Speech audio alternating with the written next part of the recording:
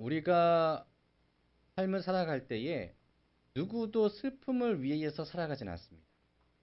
우리 삶에 기쁨이 넘치기를 원하고 내가 웃기를 원하고 내가 미소 짓는 모습이 제일 좋다라고 생각을 하시죠. 그리고 기쁨 없이 살고 싶다라는 사람은 그 누구도 없을 겁니다. 그래서 우리가 기쁠 때가 언젠가 한번 생각해 보면 좋은 음식을 먹을 때 기쁘죠. 그리고 오랫동안 바랬던 일이 이루어졌을 때도 기쁩니다. 그리고 건강할 때 기쁘죠. 가정이 평안할 때 기쁩니다. 그리고 사람들한테 인정받을 때도 기쁨이 넘칩니다. 그런데 이 기쁨의 리스트들을 쭉 돌아봤을 때에 우리가 삶을 살아가 보면 아는 것이 하나가 있는데 세상이 주는 기쁨은 기쁨이 맞지만 그것이 오래 가지는 않았다라는 것입니다.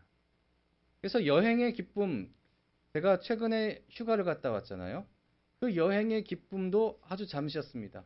그 풍경이 지역 속에서 싹 사라진 거예요. 맛있는 음식을 먹었던 그 기쁨도 사라집니다. 배가 아팠어요. 물질의 만족도 오래 지속되지는 않습니다. 그 다른 것이 더 신상이 나왔거든요. 제가 이 핸드폰을 했을 때 얼마나 기뻤는지 아십니까? 드디어 5년 만에 핸드폰을 바꿨구나. 그런데 새로운 핸드폰이 나왔어요. 얼마나 그 마음에 갈등이 생기겠습니까? 몰래 할까? 성공의 기쁨도 잠시입니다. 그래서 오늘 우리는 질문 하나를 우리 스스로에게 던져야 되는데 그것이 무엇이냐면 과연 정말 사라지지 않는 기쁨은 존재할까? 형편이 흔들리더라도 무너지지 않는 기쁨은 무엇일까? 고난 중에도 내 마음 가운데 있던 기쁨을 빼앗기지 않는 그 아주 강력한 기쁨은 무엇일까라는 것을 우리 스스로에게 질문할 수 있어야 되겠습니다. 오늘 보신 시편 4편, 그러니까 하나님께서 우리에게 주신 시편 4편은 바로 그 질문에 답을 해주는 말씀입니다. 그래서 오늘 첫 번째 우리가 나눠야 될 것은 오늘 우리에게 하나님이 주신 시편 4편의 말씀이 고난 가운데서도 평안한 기도라는 것입니다. 어떤 기도요? 고난 가운데서도 평안한 기도입니다. 먼저 우리 1절 말씀을 한번 보려고 하는데 같이 한번 읽어보겠습니다. 시작. 내 의의 하나님이여 내가 부를 때에 응답하소서. 곤란 중에 나를 너그럽게 하셨사오니 내게 은혜를 베푸사 나의 기도를 들으소서. 아멘. 이 말씀을 딱 보시면은 지금 이 시편을 쓴 사람이 누구라고 1절에 나와 있냐면 다윗이라고 나와 있습니다. 제가 그냥 시인이라고 이야기할게요. 이 시인이 처한 상황이 좋다 나쁘다 애매하다 보면은 지금 이 시편 기자가 쓸 당시에 이 시편의 상황은 고난 가운데 있습니다. 매우 답답한 상황 속에 있죠. 억울한 일을 당하고 있고 누군가에게 눌리고 있습니다. 2절을 볼 때에는 높은 자들이 그를 욕되게 하고 있고 8절을 보면은 밤에 누워 잠들어도 문제가 있습니다. 그러니까 이 시편은 아주 평안한 상태에서 쓰여진 시가 아니다라는 것이죠. 오히려 마음이 눌릴 수 있는 상황, 그리고 삶이 팍 하고 조여오는 상황에서 드린 기도라는 것입니다.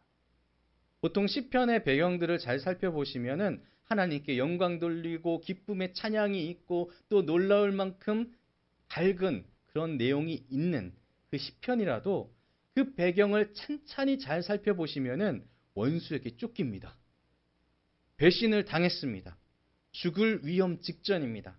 빼앗기고 억울한 상황 가운데 그런 시를 남긴 경우가 대다수라는 겁니다. 정말 놀라운 것은 오늘 그 시 중에 하나가 바로 이 시편 4편이라는 겁니다. 그런데 이 시인이 다윗이 정말 온갖 문제가 산적해 있습니다. 쌓여 있습니다. 내 주위에는 다 문제밖에 없어요 라고 느껴질지라도 지금 이 시인의 기도가 다급해 보이거나 날카롭거나 그렇게 보이실까요? 아닙니다. 오히려 평안하게 들려집니다. 보통 이런 상황이면 하나님 대체 나한테 왜 그러십니까? 왜 나한테 이래요? 나 이제 더 이상 하나님 못 믿겠어요. 나에게 평안이 없어요. 나는 지금 불안해 죽겠어요. 나 죽을 것 같아요. 이렇게 하겠는데 오늘 시편 기자의 태도는 조급함보다는 신뢰가, 불안보다는 담대함이 드러나 있다는 것입니다. 왜 그럴까요? 그것은 1절의 이 고백을 통하여서 드러납니다. 곤란 중에 나를 너그럽게 하셨사오니 아멘. 이 말은 시인이 과거에 하나님을 통하여서 은혜를 깊이 경험했음을 알려줍니다.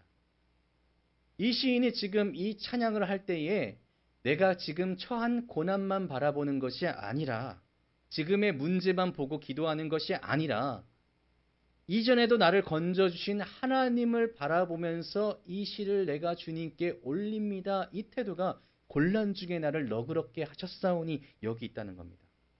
곤란이 어떤 겁니까?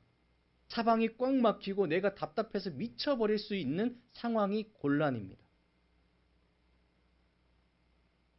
숨이 막힐 것 같은 압박이 있는데 그럼에도 여기서 중요한 단어가 나옵니다. 누가 나를 너그럽게 하셨다. 하나님께서 이 갑갑한 상황 가운데서도 내 마음을 너그럽게 하셨다라는 것입니다. 내가 그냥 내 스스로 문제를 해결하기 위해서 내 마음을 쫙 넓힌 것이 아니라 주께서 내 마음을 너그럽게 이 상황보다 더 높고 큰 것을 바라보게 하셨다라는 것이죠.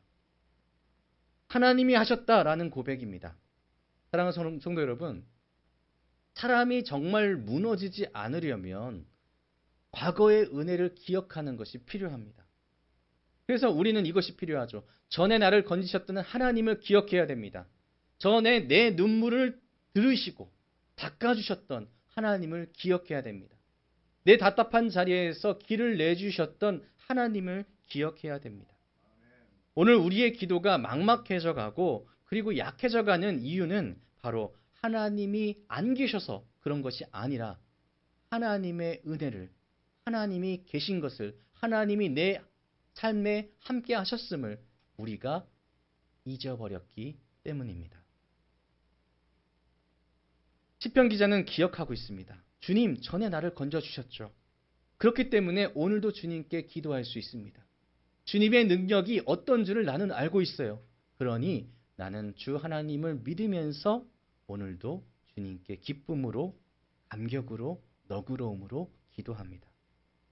하나님을 향한 기억이 기도를 살리고 이 기억이 믿음을 키우고 그리고 이 기억이 기쁨의 문을 활짝 열어주었다는 것입니다. 그렇기 때문에 가장 높은 기쁨, 가장 내게 소중한 기쁨은 문제없는 상황에서 시작되지 않음을 기억하시길 바랍니다.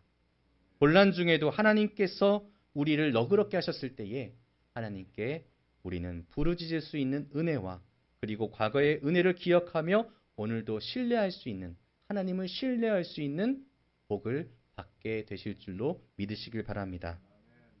두 번째는 가장 높은 기쁨, 내 삶에 있어서 가장 소중한 기쁨은 세상의 풍요를 뛰어넘는 하나님 안에서 누리는 기쁨입니다. 7절 말씀을 함께 읽어보도록 하겠습니다. 시작. 주께서 내 마음에 두신 기쁨은 그들의 곡식과 새 포도주가 풍성할 때보다 더하니이다. 아멘. 이 말씀이 오늘 이 사절을 통과하는 전체 내용의 핵심입니다. 시편 기자는 분명하게 고백합니다. 세상이 누리는 풍성한 기쁨보다 더 큰 기쁨이 있다는 것이죠. 곡식과 새 포도주가 풍성하다라는 것은 그 당시에는 최고의 풍요를 이야기하는 겁니다. 주위를 둘러봐도 나는 풍요하네? 나는 먹고 살만하네? 이것이 그 당시에는 최고의 기쁨의 표현이었다는 것이죠. 먹을 것이 넉넉하고 삶이 안정되고 수고의 열매가 가득한 상황입니다. 오늘로 말하면은 경제적으로 풍요하고 성공했고 건강하고 형통하고 좋은 환경을 의미한다 할 수 있겠죠. 그런데 시편 기자가 뭐라고 고백합니까? 그것보다 더 큰 기쁨이 있다. 무엇입니까? 주께서 내 마음에 두신 기쁨. 이 말씀이 중요합니다. 주께서 내 마음에 두신 겁니다. 내가 그냥 기뻐요 하고 나서 그냥 뺏어온 게 아니라, 아니면 내가 그냥 집어가지고 득템했네?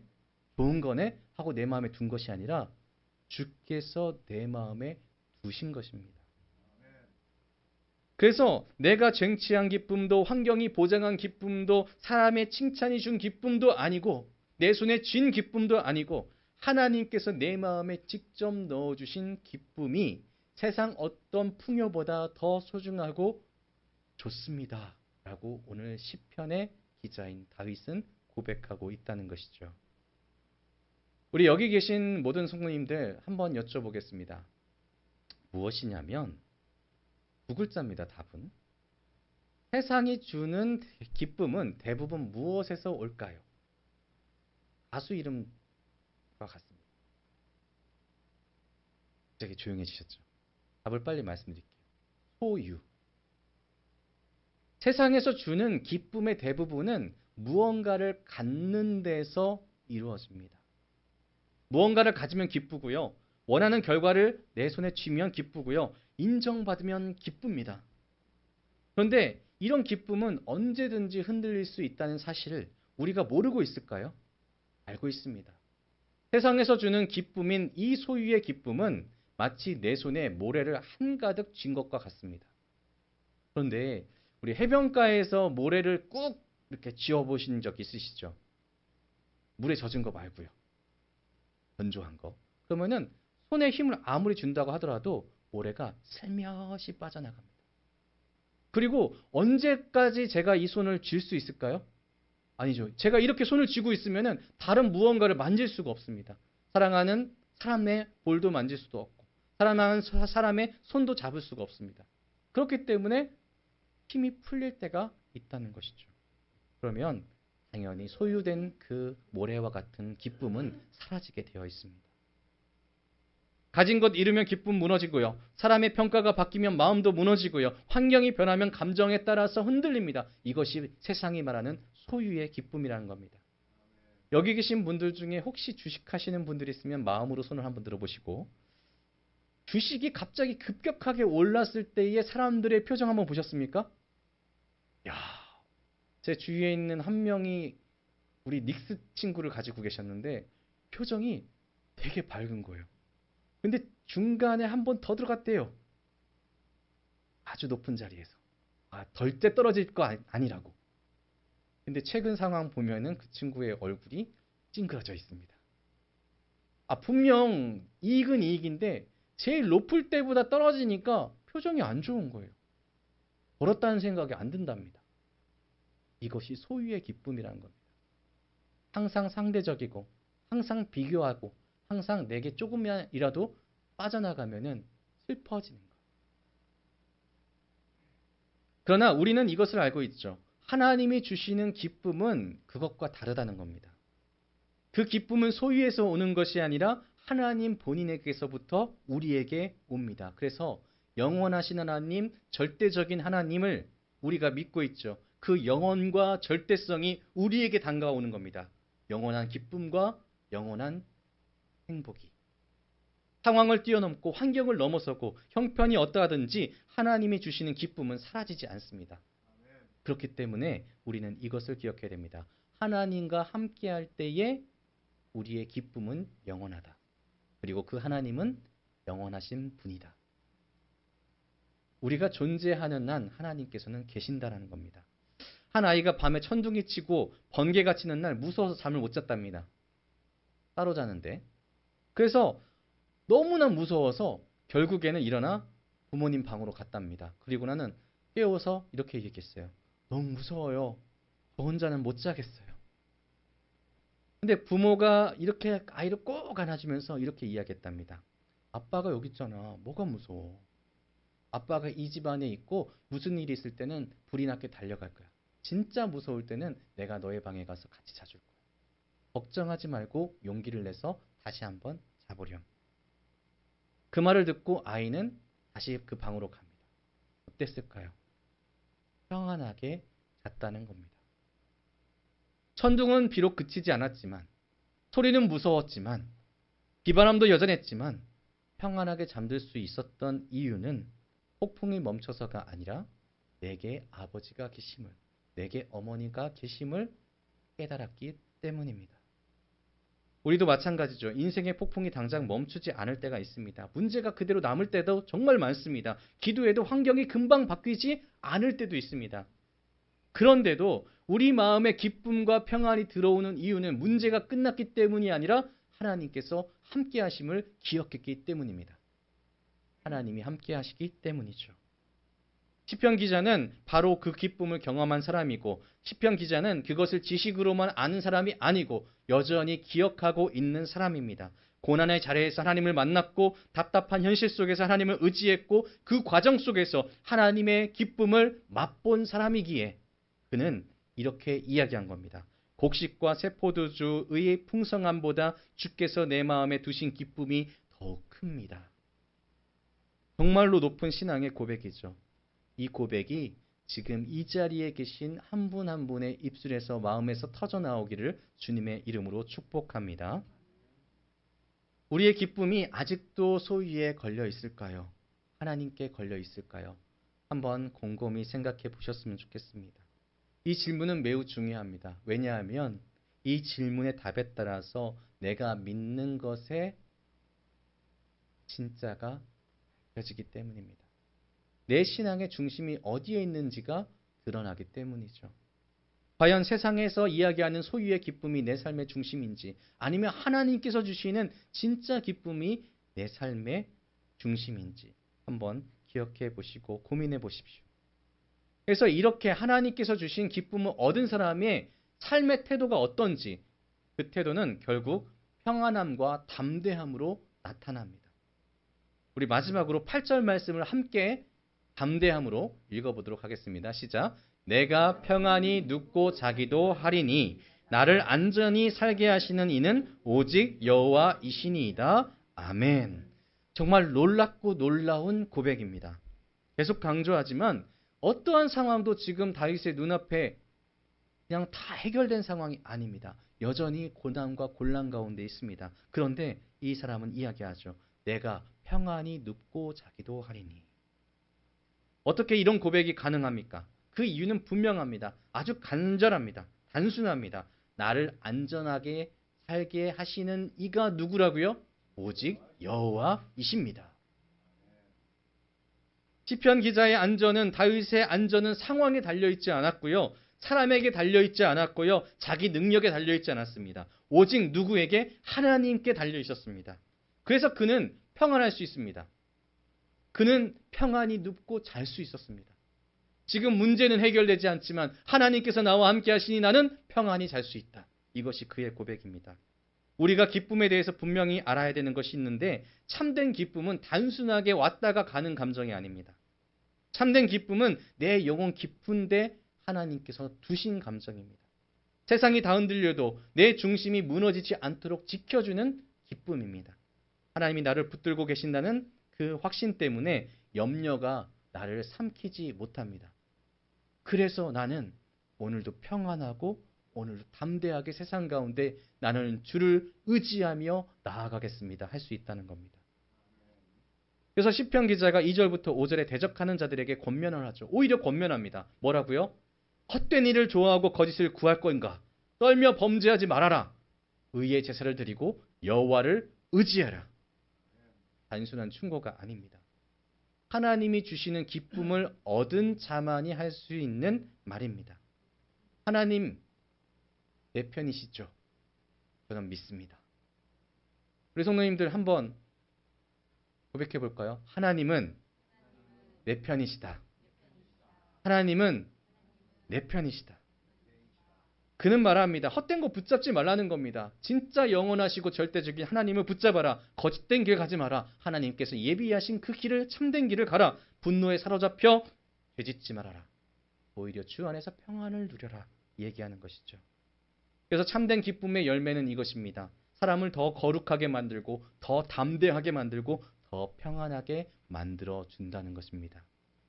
그래서 물어보십시오. 내가 가지고 있는 기쁨이 진짜 기쁨인지, 내가 가지고 있는 기쁨이 진짜 기쁨인지 한번 파악하려면 거룩한지, 담대해져 가는지, 평안해져 가는지 이것을 살펴보면 된다는 것입니다.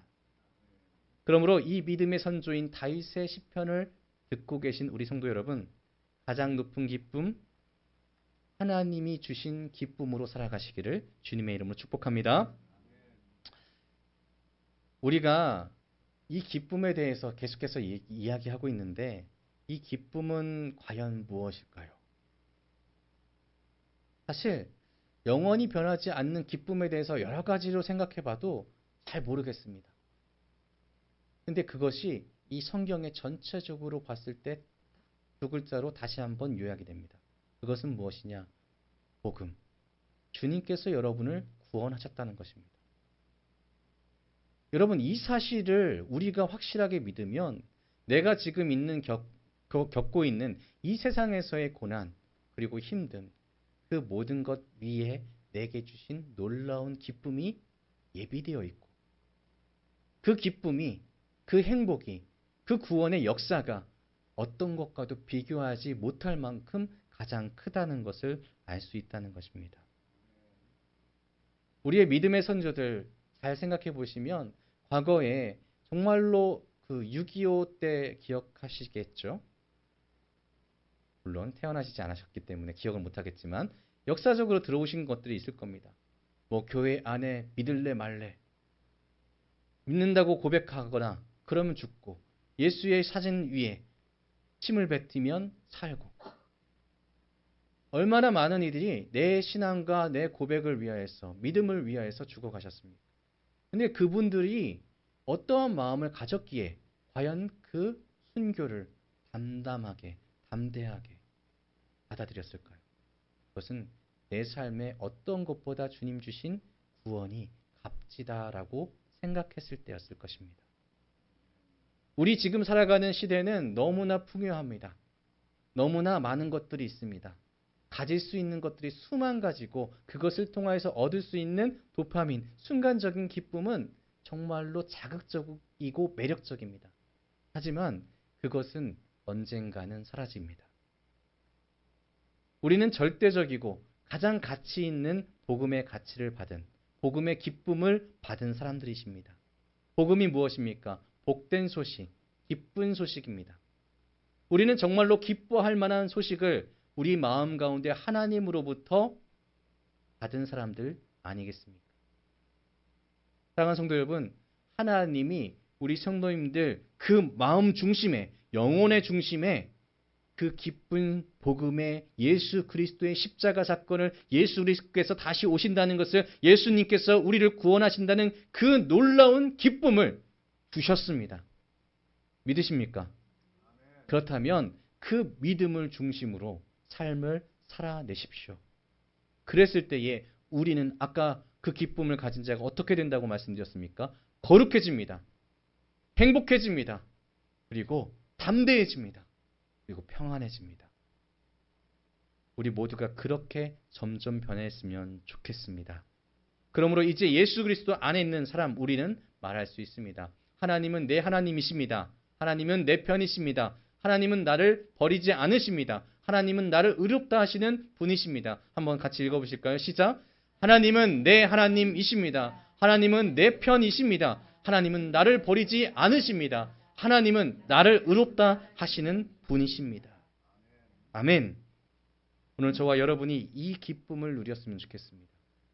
주님께서 주신 평안, 주님께서 주시는 담대함, 주님께서 주시는 복음을 기억하시길 바랍니다. 그래서 이 세상을 살아가면서 우리 마지막으로 한 가지만 더 고백하며 담대하게 나갔으면 좋겠습니다. 함께 다시 한번 고백합니다.